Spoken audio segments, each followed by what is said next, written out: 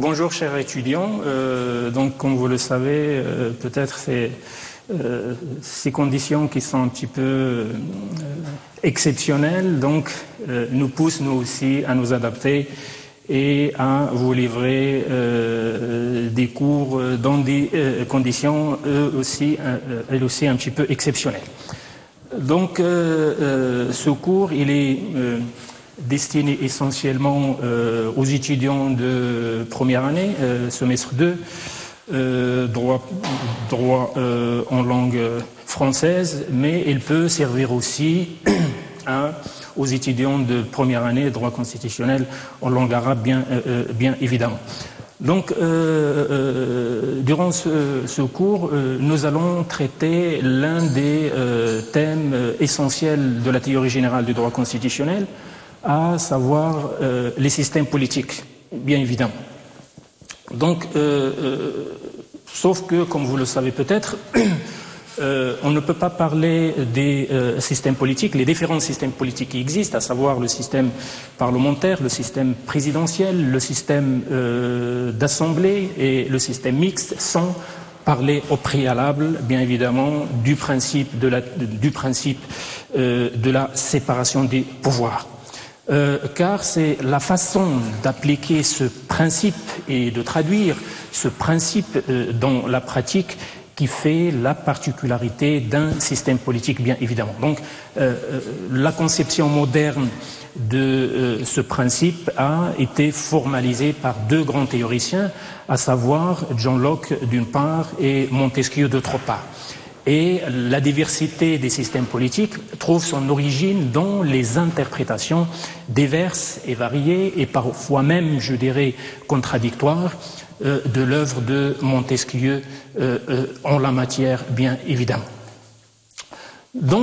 Parler de l'expression théorique de la séparation des pouvoirs nous amène à faire la distinction entre deux conceptions qui ont été développées, comme je viens de l'indiquer, par le penseur anglais John Locke d'une part et le philosophe français Montesquieu d'autre part. Même si, bien évidemment, on peut remonter loin dans le temps pour rencontrer les prémices de ce principe de la séparation des pouvoirs chez Aristote, par exemple, mais comme je viens de le dire, la formulation moderne a été présentée par John Locke d'une part et Montesquieu d'autre part. Je vais essayer d'une manière succincte et brève de présenter les deux conceptions modernes en la matière. Premièrement, la conception qui a été développée par John Locke. Il faut d'abord savoir que cette conception, bien évidemment, a été formalisée, a été théorisée par John Locke dans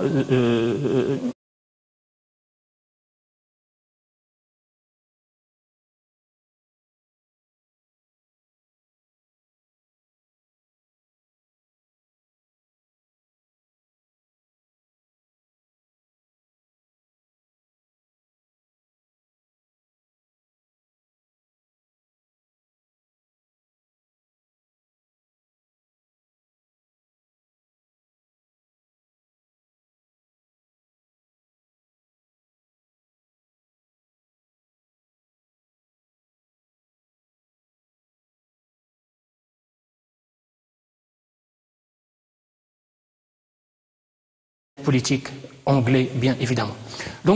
Selon John Locke, il convient de faire la distinction entre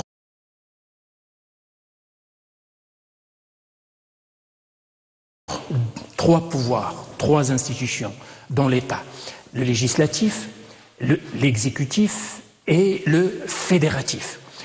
À ce dernier pouvoir revient la tâche de régler les rapports de l'État avec les puissances étrangères. L'exécutif et le fédératif sont confiés à l'institution monarchique. La société, quant à elle, conserve, selon John Locke, le pouvoir législatif qui est exercé par un parlement élu par les citoyens, celui-ci devant veiller en particulier, toujours selon la conception de John Locke, au respect des droits et des libertés des individus. Mais pour John Locke, cette conception de la séparation des pouvoirs ne doit nullement signifier une quelconque égalité juridique entre les pouvoirs, car il estime que le pouvoir législatif est supérieur au pouvoir exécutif, car il représente la volonté populaire, bien évidemment. Donc, juste une petite précision, il faut préciser que cette idée qui a été défendue par John Locke, à savoir que la séparation ne signifie nullement une égalité juridique entre les pouvoirs, s'insère bien évidemment dans le grand projet politique voulu et défendu par John Locke à l'époque, à savoir la défense d'un système parlementaire caractérisé par une certaine hégémonie de l'institution parlementaire et la relégation de l'institution monarchique à un rang secondaire. La deuxième conception concernant ce principe de la séparation du pouvoir, et bien évidemment, c'est la conception qui a été voulue, théorisée, défendue par Montesquieu. Et d'ailleurs, dans l'une des parties les plus célèbres de son ouvrage, de son œuvre même, L'Esprit des lois, publié en 1748, Montesquieu reprend en quelque sorte la conception qui a été mise en évidence par l'histoire constitutionnelle britannique et formulée à sa façon par John Locke. Mais pour Montesquieu, il doit exister au sein d'un système politique trois pouvoirs séparés. Le législatif, qui fait la loi, l'exécutif, qui les applique de manière générale, et le judiciaire, qui les applique de manière particulière afin de régler, bien évidemment, les litiges qui sont portés devant les tribunaux. Donc, chacun de ces pouvoirs, ou de ces trois pouvoirs plus exactement, doit être confié à un organe indépendant et distinct des deux autres. Ainsi, la puissance législative est exercée par les représentants du peuple, la puissance exécutive, quant à elle, est exercée par le monarque, alors que la puissance de juger est confiée à des gens ordinaires qui composent les jurys caractéristiques du système judiciaire anglais, bien évidemment. Néanmoins, il faut préciser que Montesquieu ne préconise pas une totale indépendance des organes exerçant les différentes fonctions. Et ceci, bien évidemment, afin d'éviter la paralysie de l'État qui peut être provoquée par d'éventuels conflits entre ces institutions ou entre ces organes. Ainsi, pour l'auteur de L'Esprit des lois, seul l'établissement d'une véritable collaboration entre les pouvoirs peut aboutir à réaliser la finalité de cette séparation des pouvoirs qui n'est rien d'autre que la sauvegarde des droits et des libertés des individus. Concernant cette conception qui a été défendue par Montesquieu, elle apporte deux éléments essentiels. Le premier, c'est que pour la première fois, peut-être, Montesquieu substitue à ce troisième pouvoir chez John Locke, qui est le pouvoir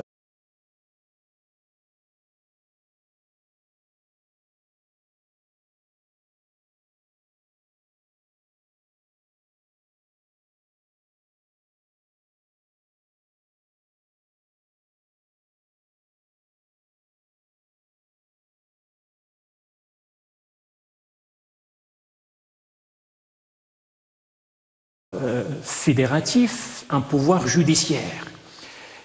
Donc c'est la reconnaissance d'un pouvoir judiciaire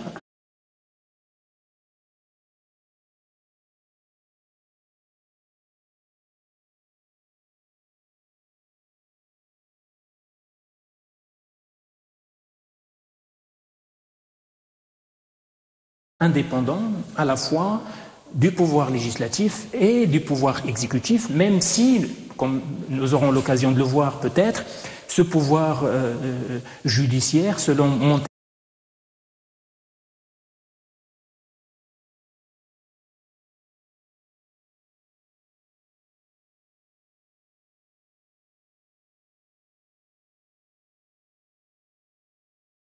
ne peut être que la bouche de la loi, c'est-à-dire une institution qui se limite à une application pure.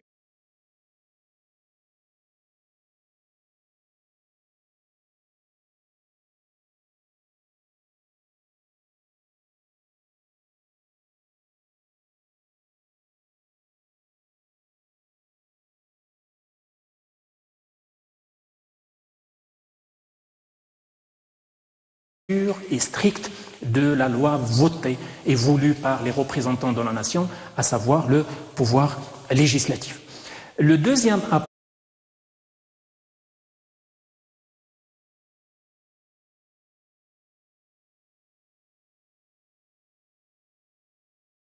apport essentiel de cette conception défendue par Montesquieu, c'est qu'il s'agit d'une conception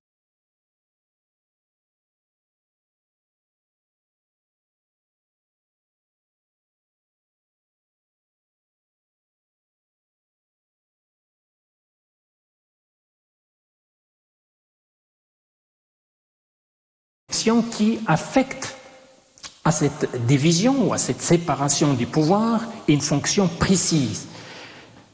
Cette fonction précise de la séparation du pouvoir, selon Montesquieu, ne peut être autre chose que la garantie des droits et des libertés des individus. Donc, la séparation des pouvoirs, selon Montesquieu, n'est pas une finalité en soi, mais c'est un moyen, c'est une technique qui doit permettre la sauvegarde, qui doit permettre le respect des droits et des libertés politiques des individus, bien évidemment. Donc, pour Montesquieu,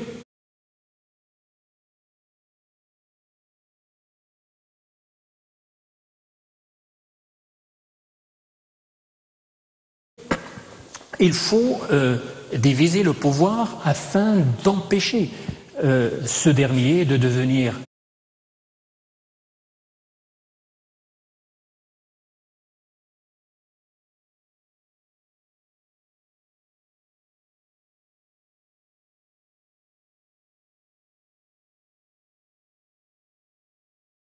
arbitraire et tyrannique. Les droits et les libertés des citoyens ne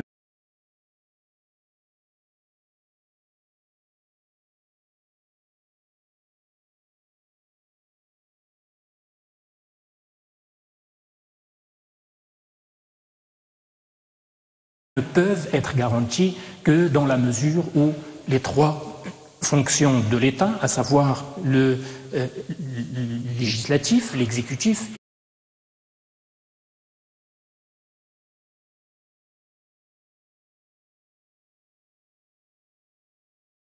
et le judiciaire, se trouvent confiés à trois organes distincts et suffisamment indépendants. Donc, voilà ce qu'on peut dire d'une manière très brève de cette conception théorique du principe de la séparation des pouvoirs. Et d'ailleurs, il faudrait rajouter que cette conception théorique de la séparation des pouvoirs va être enrichie, bien évidemment, par les différentes révolutions que va connaître le monde occidental, à commencer par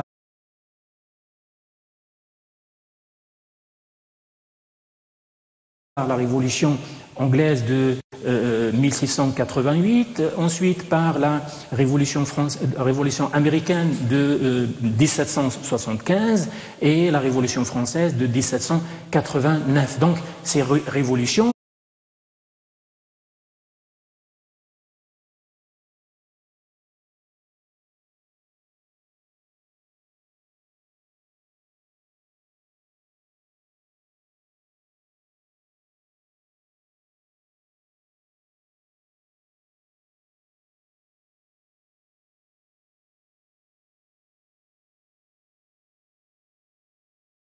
et les textes qui ont été élaborés suite à ces révolutions vont bien évidemment consacrer ce principe de la séparation des pouvoirs, même si la pratique par la suite a démontré que ces conceptions révolutionnaires de la séparation des pouvoirs, bien évidemment, ont démontré leurs limites étant donné la séparation totalement stricte, totalement tranchée qui a été voulue par ces révolutionnaires et notamment par les révolutionnaires en France en 1789. Et la preuve, c'est que la première constitution qui a été adoptée en France à la suite de la révolution de 1789, c'est-à-dire la constitution de 1791, ne durera pas longtemps, bien évidemment, et la cause revient d'une manière directe à cette conception tranchée,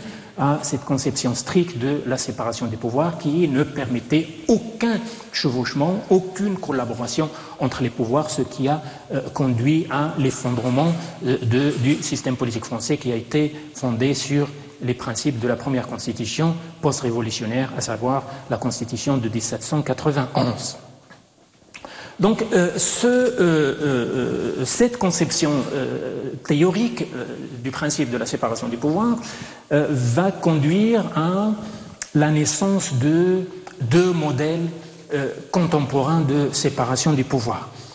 Un modèle américain d'une part, ce modèle américain d'ailleurs ne date pas d'aujourd'hui puisqu'il trouve son fondement dans la Constitution américaine de 1787 et en second lieu un modèle européen. Ce modèle européen bien évidemment qui va naître à la suite des révolutions, comme je disais tout à l'heure, que va connaître l'Europe et notamment à partir de la Révolution française de 1789, mais ce modèle européen en général va se transformer, va se métamorphoser au fur et à mesure de l'évolution des rapports de force entre les différentes institutions au sein du système politique, bien évidemment. Donc, concernant le premier modèle, à savoir le modèle américain de la séparation des pouvoirs. Donc, il faut savoir que ce modèle américain de la séparation des pouvoirs est un modèle qui est bâti sur l'affirmation d'une division tripartite des pouvoirs, c'est-à-dire une séparation entre trois institutions constitutionnelles, à savoir le pouvoir législatif, le pouvoir exécutif et le pouvoir judiciaire. Et ce qu'il faut relever concernant ce modèle américain de séparation des pouvoirs, c'est que l'expérience américaine va consacrer pour la première fois l'existence d'un véritable pouvoir judiciaire. Ce pouvoir judiciaire ou ce pouvoir juridictionnel qui va être considéré comme égal aux deux premiers, à savoir un pouvoir égal à la fois au pouvoir législatif et au pouvoir exécutif. Le principe de la séparation des pouvoirs, selon le modèle américain, est basé en grande partie sur la fonction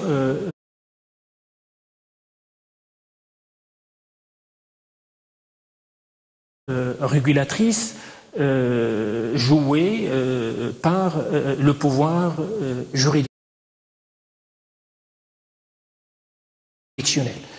Et bien évidemment, afin d'éviter l'arbitraire du pouvoir, suppose en toutes circonstances l'existence d'un organe capable bien évidemment de résoudre les conflits institutionnels et de garantir les droits fondamentaux des individus. Donc, ce rôle confié au pouvoir juridictionnel à la fois pour régler les conflits ou les litiges institutionnels d'une part et de garantir les droits et les libertés des individus d'autre part a été revendiqué par le juge lui-même par le pouvoir judiciaire, lui-même par la Cour suprême américaine dès le fameux arrêt de Marbury contre Madison de 1803. Cet arrêt est symbolique dans la mesure où c'est par une simple interprétation des dispositions constitutionnelles qui accorde au pouvoir judiciaire de garantir les droits et les libertés des individus que la Cour suprême américaine a interprété les dispositions constitutionnelles en faveur de l'exercice d'un contrôle sur la production normative du pouvoir politique, bien évidemment, que ce soit la production normative de la part du pouvoir législatif ou la production normative de la part du pouvoir exécutif, et notamment par le président des États-Unis d'Amérique, bien évidemment. Donc, ce qu'on peut dire, c'est que ce modèle américain, il est basé sur une stricte séparation, une stricte division entre trois institutions constitutionnelles, à savoir le pouvoir législatif, le pouvoir exécutif et le pouvoir judiciaire, que cette séparation tranchée entre les pouvoirs accorde une place déterminante en faveur du pouvoir judiciaire, ce pouvoir judiciaire qui doit assurer deux fonctions essentielles, à savoir, je disais, résoudre les conflits institutionnels d'une part et garantir les droits et les libertés des individus d'autre part. Le deuxième modèle contemporain de séparation des pouvoirs, c'est le modèle européen. Et je disais au début que ce dernier a connu une évolution notable et par conséquent, on peut dire aujourd'hui que ce modèle européen a franchi et passé par 4 étapes essentielles. La première étape, c'est ce qu'on peut appeler une conception classique de division bipartite des pouvoirs, c'est-à-dire une conception basée essentiellement sur une séparation entre le pouvoir législatif d'une part et le pouvoir exécutif d'une part. Et d'ailleurs, l'ensemble des États d'Europe continentale, à l'image de la France en particulier, ont souvent conçu la séparation des pouvoirs comme un face-à-face entre le législatif d'une part et l'exécutif d'autre part. Ainsi, le pouvoir judiciaire est, notamment après la Révolution de 1789, est considéré comme étant rattaché à l'exécutif et non pas comme un pouvoir autonome et indépendant des deux autres pouvoirs constitutionnels. La deuxième étape va être inaugurée notamment par les textes constitutionnels qui vont être adoptés un petit peu partout en Europe à la fin de la Seconde Guerre mondiale.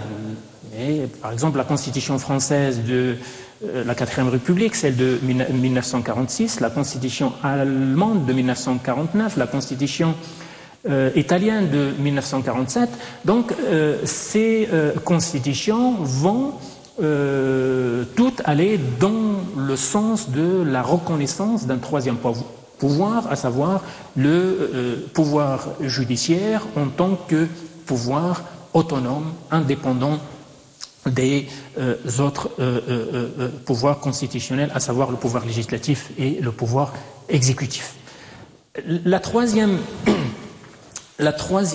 étape dans l'évolution de ce modèle européen de la séparation du pouvoir est caractérisée par une certaine montée en puissance du pouvoir juridictionnel, grâce notamment à cette vague de généralisation des juridictions constitutionnelles, c'est-à-dire des cours constitutionnels et leur jurisprudence en faveur de l'indépendance de la justice. Et d'ailleurs, si on peut se référer juste à l'expérience française et à la jurisprudence qui a été élaborée par le Conseil constitutionnel français, on va rencontrer un nombre important de décisions qui vont dans le sens de la reconnaissance et de la confirmation de cette indépendance du pouvoir judiciaire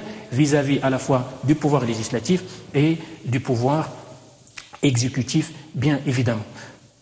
Quatrième et dernière étape dans le processus de transformation de ce modèle européen de séparation des pouvoirs, c'est ce qu'on peut appeler par l'infléchissement de ce modèle européen de séparation du pouvoir du fait de la confrontation actuelle entre majorité et opposition qui s'est substituée au fur et à mesure à ce dualisme traditionnel opposant pouvoir législatif d'une part et pouvoir exécutif d'autre part.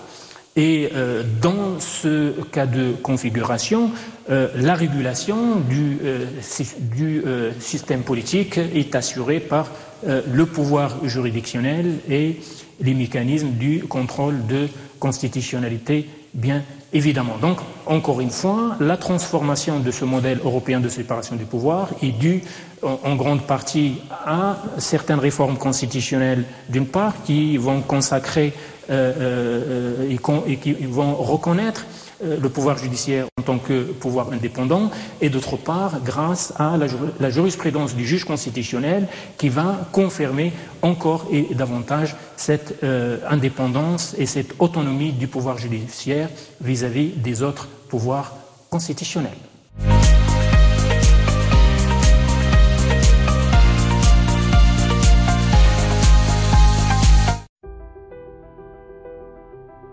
باش نحميو نفوسنا والناس القراب لينا من الإصابة بفيروس كورونا المستجد لازم علينا نتبعوا قواعد النظافة المعتادة واللي على رأسها غسيل اليدين اللي كيبقى جد مهم باش نوقيو نفوسنا وما نساهموش في انتشار الفيروس. وقتاش خاصنا نغسلو يدينا؟ خاصنا نغسلو يدينا في كل وقت، ملي ندخلو من الزنقة، قبل الأكل أو من بعده، ملي نلمسو الأسطح أو الأشياء المحيطة بنا، ملي نخرجو من المرحاض، ملي نعطسو أو نكحو في منديل. المهم والأساسي هو نغسلو يدينا باستمرار ومزيان بالماء والصابون لمدة ما كتقلش على 40 ثانية. شنو هي الطريقة الصحيحة لغسيل يدينا؟ باش تكون عملية الغسيل فعالة من الضروري نوضعوا كمية كافية من الصابون على اليد، نحكو مزيان كف اليدين بيناتهم بجوج، نحكو كذلك ظهر اليدين وبين الأصابع، نحكو ظهر الأصابع بكف اليدين وما نساوش الإبهام، ونحكو كذلك أطراف الأصابع والظفار مع كف اليدين، وحتى معصم اليدين نحكوهم بالصابون، وملي نشلو يدينا نشفوها مزيان. وإلا ما كناش في المنزل وما لقيناش الماء والصابون راه حتى المحلول الكحولي فعال ويمكن يطهر لينا يدينا، نستعملوه بنفس الطريقة ونفس المدة.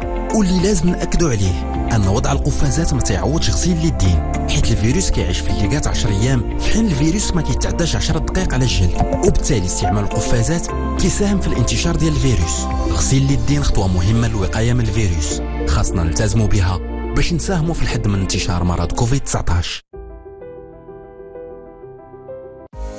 في إطار عملية التعليم عن بعد والتي أعلنت عنها وزارة التربية الوطنية والتكوين المهني والتعليم العالي والبحث العلمي، تبث قناة الرياضية HD سلسلة من الدروس والمحاضرات المصورة التي تهم مختلف مستويات التعليم العالي الجامعي كل مساء الساعة 6 مع إعادة البث في اليوم الموالي على الساعة 9 صباحا و3 زوالا.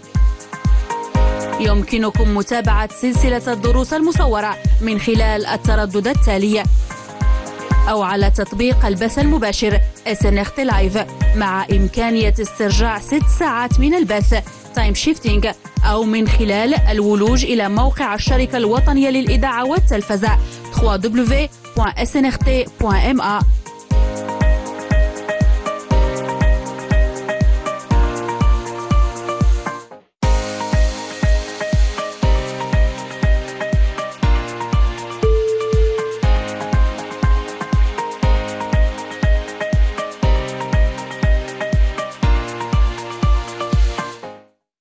Bonjour, je suis ravi de vous retrouver à travers ce cours télévisé et qui porte sur un des éléments du droit fiscal. Donc c'est bien de rappeler que c'est un cours qui est adressé aux étudiants du S4, c'est-à-dire pratiquement la deuxième année, et qui est adressé à des étudiants de droit. Donc, ce n'est pas un cours de comptabilité générale, ce n'est pas un cours de fiscalité, mais c'est un cours de législation fiscale. Et vu ces différents éléments, on va essayer de cibler les éléments qu'on considère comme étant les plus pertinents du droit fiscal, et notamment de l'élément que nous allons pouvoir présenter aujourd'hui. Justement, pour cette séance, nous allons nous arrêter sur une pièce maîtresse de droit fiscal marocain. Nous allons nous arrêter sur la taxe sur la valeur ajoutée. Pièce maîtresse parce qu'elle est considérée comme étant la ressource fiscale la plus importante, la plus juteuse du système fiscal national.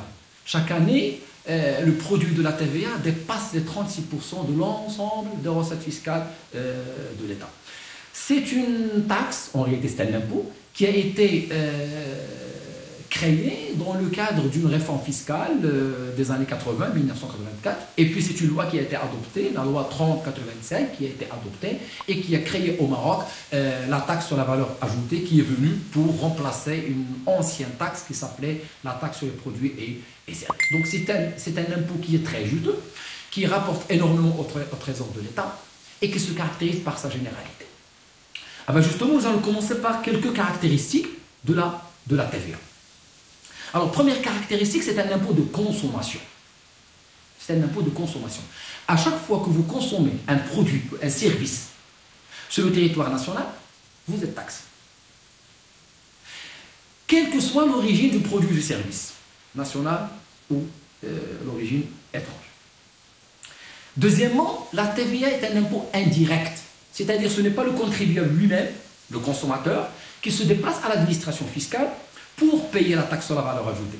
Mais il y a un intermédiaire, c'est-à-dire soit le vendeur, le prestataire de service, c'est lui qui va jouer l'intermédiaire, le rôle d'intermédiaire, et qui va transférer votre impôt à l'État. Donc c'est un impôt indirect, je paye au vendeur, au prestataire de service, et c'est lui qui se charge par la suite de transmettre à l'État. C'est un impôt qui se caractérise par sa généralité. C'est un impôt qui touche toutes, on souligne ce mot, qui touche toutes les opérations de nature industrielle, commerciale, artisanale, de profession libérale, accomplies au Maroc, et ainsi les opérations d'importation. Remarquez ce caractère général, global, qui caractérise la taxe sur la valeur ajoutée, et c'est ce qui fait d'elle un impôt très, très important et très juteux pour la caisse de l'État. Mais il y a des opérations qui ont été mises en dehors du champ d'application de la taxe sur la valeur ajoutée. C'est le cas des opérations agricoles, c'est le cas des opérations civiles. Par exemple, lorsque je demande un acte de naissance, je ne paye pas de TVA sur l'acte de naissance. Lorsque je fais un acte de mariage, l'acte de mariage n'est pas soumis à la taxe sur la valeur ajoutée. Et c'est le cas aussi du commerce de détail qui n'atteint pas le niveau de 2 millions de dirhams. Donc, lorsque je réalise l'année précédente un chiffre d'affaires de moins de 2 millions de dirhams, je ne suis pas soumis à la taxe sur la valeur ajoutée. Ce qu'on doit comprendre pour la TVA et ce qui facilite son calcul, c'est le principe des déductions.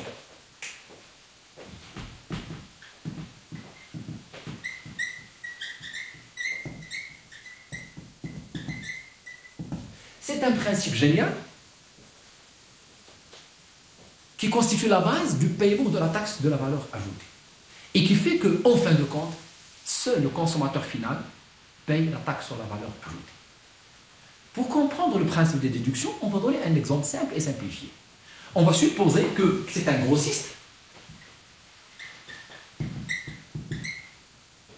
qui a vendu un ordinateur à un détaillant. C'est un grossiste qui a vendu un ordinateur à un détaillant. On va supposer que le prix de l'ordinateur, le prix hors taxe, c'est 5 000 dirhams. La loi nous dit que cette opération est soumise, cette opération de vente, on est en train de consommer, est soumise à une taxe, 20%, donc c'est la TVA. Dans ce cas, c'est 20%, ça peut être moins, c'est 14, on verra. Dans ce cas, c'est 20%. Donc, 20% par rapport à 5000 dirhams, c'est l'équivalent de 1000 dirhams. Donc, le détaillant doit payer au grossiste à la fois le prix de la marchandise plus la TVA. Donc, c'est ce qu'on appelle le prix TTC, 5000 plus 1000 dirhams, ça fait 6000 dirhams. 6000 dirhams. 6000 dirhams. Voilà. Donc, le détaillant doit payer au grossiste 6000 dirhams, dont 1000 dirhams de TVA. Okay. Maintenant, le grossiste doit payer la TVA à l'État. Lui, c'est un intermédiaire. Il va jouer le rôle d'intermédiaire. Qu'est-ce qu'il doit payer à l'État? Alors, pour payer à l'État, qu'est-ce qu'on va faire? On va appliquer le principe de déduction qui signifie la TVA facturée, ou bien ce qu'on appelle la TVA collectée, moins la TVA supportée. En montant par la TVA supportée, la TVA que le grossiste a supportée auparavant. Dans cet exercice, nous n'avons aucun chiffre. Donc, on va dire, la TVA facturée, c'est ce que le détaillant a payé, c'est les 1000 dirhams. 1000 dirhams. La TVA supportée avant, on n'a aucun chiffre, donc c'est 0.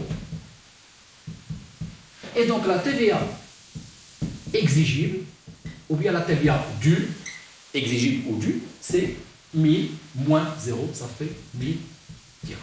Donc, le grossiste doit transmettre à l'État 1000 dirhams. Et remarquez qu'il n'a rien payé de sa poche, c'est le détaillant qui a supporté les 1000 dirhams. Prix TTC. Très bien.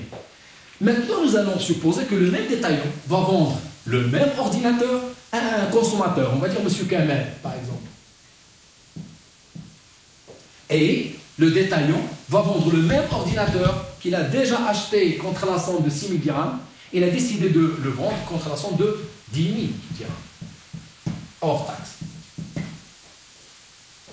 Vous remarquez qu'il l'a acheté à 6 000 et va le vendre contre 10 000. Donc il y a quand même un gain, il y a un bénéfice. Il y a de la valeur ajoutée. La taxe est payée sur cette valeur ajoutée.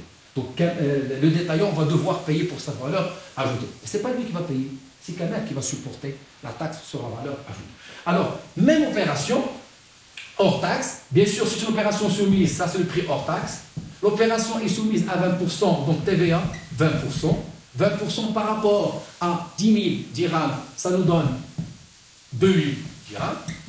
Donc le prix TTC, c'est 10 000, le prix de la marchandise, hors taxe, plus la TVA, 10 000, ça donne 12 000 dirhams. Donc Kamel doit payer le montant de 12 000 dirhams au détaillant pour acquérir le même ordinateur. Bien. Maintenant, Kamel a payé la TVA au détaillant. Et le détaillant doit remettre la TVA à l'État, c'est ça son rôle, c'est un intermédiaire. Mais, avant de remettre la TVA à l'État, il doit d'abord récupérer la TVA qu'il a déjà supportée dans la première opération, c'est-à-dire lorsque lui avait acquis l'ordinateur chez le grossiste.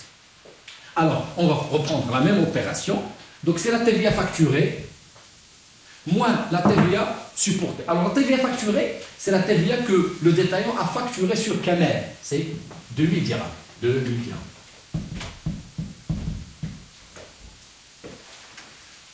Moins la TVA supportée, c'est-à-dire la TVA supportée par le détaillant lorsqu'il a acheté l'ordinateur chez le grossiste. C'est 1000 dirhams. 2000 moins 1000, la TVA exigée, 1000 dirhams. Donc, le détaillant a récupéré la TVA qu'elle a supportée et le reste, le reliquat, il l'a remis à l'État. Remarquez que c'est un peu génial dans le cadre de la TVA, dans la mesure où seul le consommateur final a payé la taxe sur la valeur ajoutée. Seul le consommateur final a payé la taxe sur la valeur ajoutée. Même si vous faites la somme de la TVA versée par le détaillant et la TVA versée par la grossiste, c'est 1000 dirhams, 1000 dirhams. C'est l'équivalent des 2000 dirhams que Kamel, le consommateur final, a supporté. Donc c'est un circuit où en général, seul le consommateur final supporte la taxe sur la valeur ajoutée. Ça, c'est ce qu'on appelle le principe de déduction. Bien évidemment, ça c'est un exemple très simplifié, juste pour un petit calcul, mais chaque entreprise fait le même calcul, mais d'une manière beaucoup plus profonde. puisqu'il va calculer l'ensemble de ses opérations, tout ce qu'il a supporté comme achat de marchandises, d'outils, etc. Et il va calculer la TVA collectée par rapport à la TVA supportée. Donc c'est une opération de calcul beaucoup plus profonde, mais là c'est juste un exemple simplifié et c'est le même principe qui est applicable dans toutes les opérations, le principe des déductions. Bien. Par la suite, nous allons voir quelques éléments qui expliquent davantage le système de la TVA. Alors on va commencer par la territorialité, ce qu'on appelle le champ d'application, le territoire d'application, où s'applique la TVA. On a dit tout à l'heure que la TVA s'applique sur les biens et services qui sont consommés sur le territoire national ou bien qui sont importés. Qu'est-ce que ça veut dire territoire national? La question peut paraître banale, mais là on parle du territoire fiscal national. Qu'est-ce que ça veut dire le territoire fiscal national dans lequel s'applique la taxe sur la valeur ajoutée? Alors le territoire fiscal, c'est le territoire national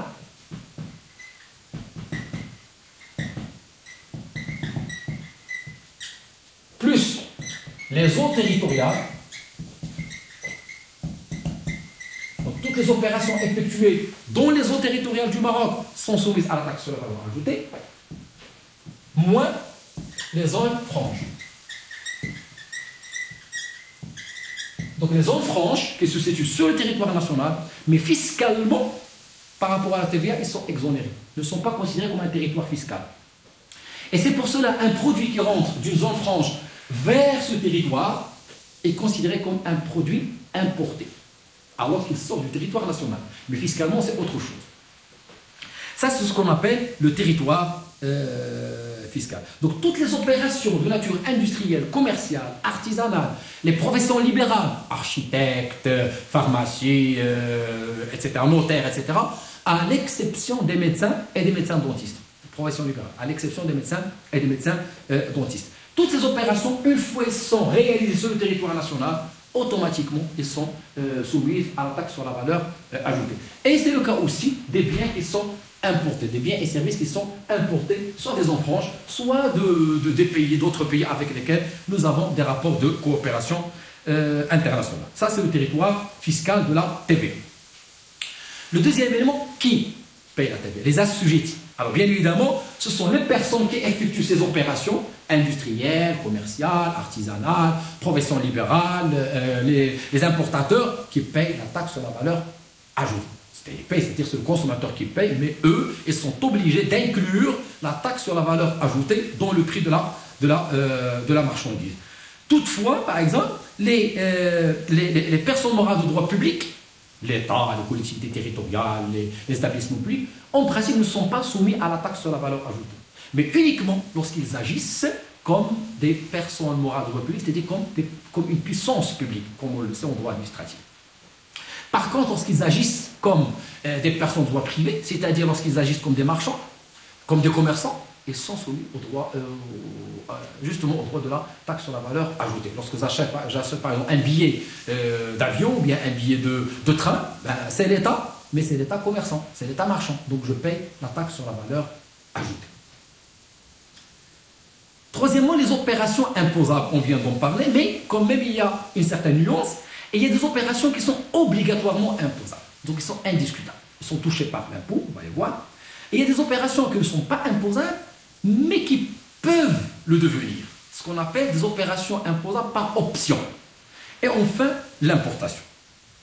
Alors si je prends les opérations obligatoirement imposables, comme je viens de dire, toutes les activités industrielles, commerciales, artisanales, les travaux immobiliers, les opérations immobilières, les professions libérales, à l'exception des médecins et dentistes, ainsi que les opérations d'importation, toutes ces opérations, toutes ces activités sont soumises à la taxe sur la valeur ajoutée. C'est le cas aussi du commerce, mais du commerçant, dont le chiffre d'affaires dépasse 2 millions de dirhams. Donc si mon chiffre d'affaires dépasse 2 millions de dirhams l'année précédente, je serai soumis à la taxe sur la valeur ajoutée.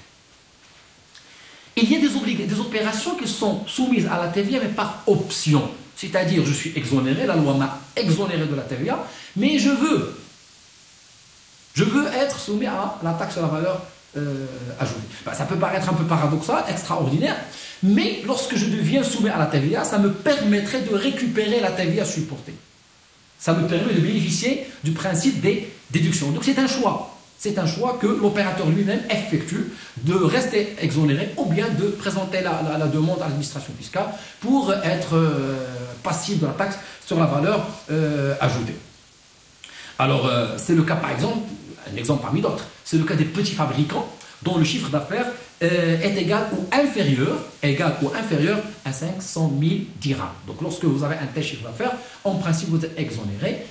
Mais vous pouvez demander à ce que vos opérations soient soumises à la taxe sur la valeur ajoutée. Donc ça reste un choix, c'est une option. Enfin, l'importation, et là on va découvrir un principe fondamental de la taxe sur la valeur ajoutée.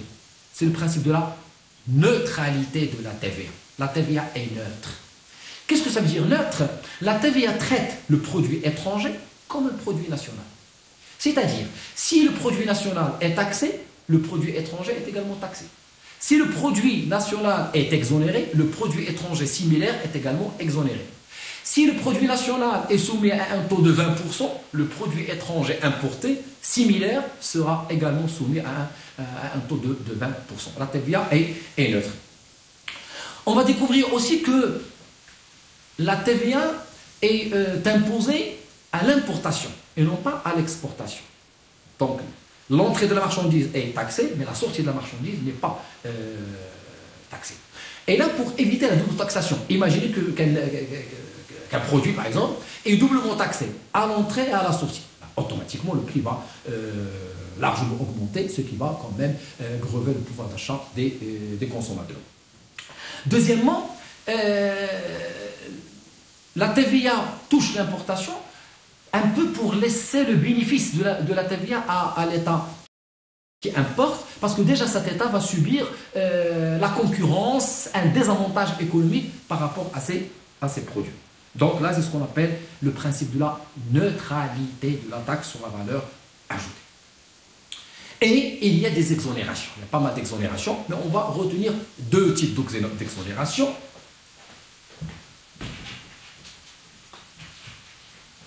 Donc, lorsqu'on parle d'exonération, on peut retenir deux termes pour faciliter l'explication. Alors, l'exonération, on peut retenir exonération sans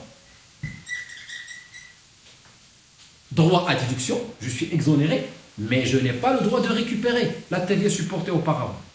Et exonération, mais avec, sans et avec droit à déduction. Je suis exonéré et en plus, cerise sur le gâteau, j'ai le droit de récupérer la TVA que j'ai déjà supportée. Alors, si on prend par exemple le cas des exonérations, mais sans droit à déduction, je prends par exemple, sans droit à déduction, par exemple le pain. À titre d'exemple, le pain, qui est évidemment un produit de consommation fondamental pour les citoyens et les citoyennes. Alors, une boulangerie, il est exonéré de la TVA. C'est-à-dire qu'il a le droit de vendre le pain hors taxe. Comme ça, le prix du pain sera quand même maîtrisé et maîtrisable. Et il sera à la portée de tout le monde. Mais la même boulangerie qui vend du pain hors taxe n'a pas le droit, c'est sans déduction, n'a pas le droit de récupérer la TVA qu'elle a supportée au moment de l'achat de la matière première, au moment de l'achat de l'outillage, des marchandises, pour pouvoir produire ce pain. Donc je vends le pain hors taxe, mais je n'ai pas le droit de bénéficier de la déduction, c'est-à-dire de récupérer la TVA que j'ai supportée auparavant. Ça, c'est le premier cas. On peut trouver du pain, couscous, les dattes, etc. Le deuxième type d'exonération, c'est une exonération. Donc vous payez pas la TVA, et en plus, vous avez le droit de récupérer la taxe sur la valeur ajoutée que vous avez auparavant supportée. C'est le cas de l'export. Donc, dans le cadre de l'encouragement de l'exportation, l'exportateur ne paye pas la TVA, donc il est exonéré, et en plus, il a le droit, dans certaines conditions, de récupérer la taxe sur la valeur ajoutée qui a grevé, qui a touché donc les biens, les services, les marchandises, les outillages qu'il a dû acheter pour pouvoir préparer ses produits et les exporter. Donc là, il a un double avantage, à la fois l'exonération, mais aussi le droit de récupération. Donc exonération sans droit à déduction, mais exonération avec droit à déduction. Un autre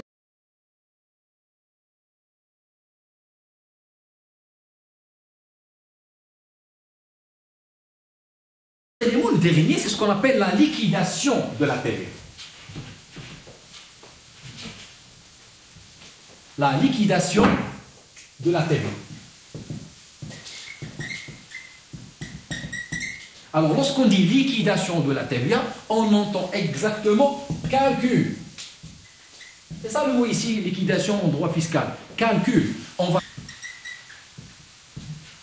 On a besoin d'un chiffre qu'on va devoir utiliser dans le calcul. Et ce taux, ce chiffre, est fourni par la loi relative à la taxe sur la valeur ajoutée.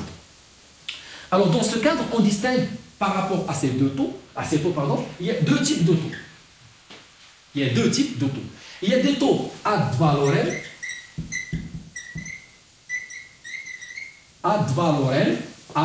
selon la nature, selon la valeur, et des taux spécifiques. Des taux ad valorem et des taux spécifiques.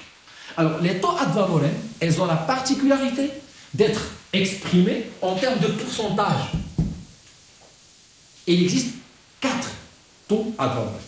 Il y a un taux normal de 20%, c'est le plus élevé, mais il est considéré par la loi comme étant normal.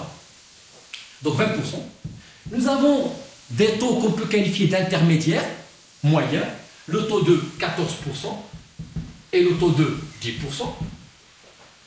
Et enfin, nous avons un taux réduit sur certains produits et services de 7%. Donc 4 taux, 20%, 14%, 10% et 7%. Et pour le 14%, nous avons des 14% il y a avec droit à déduction et des 14% sans droit à déduction. Peu importe, l'essentiel, ce sont 4 taux qui sont applicables. Donc je fais le calcul par rapport à ces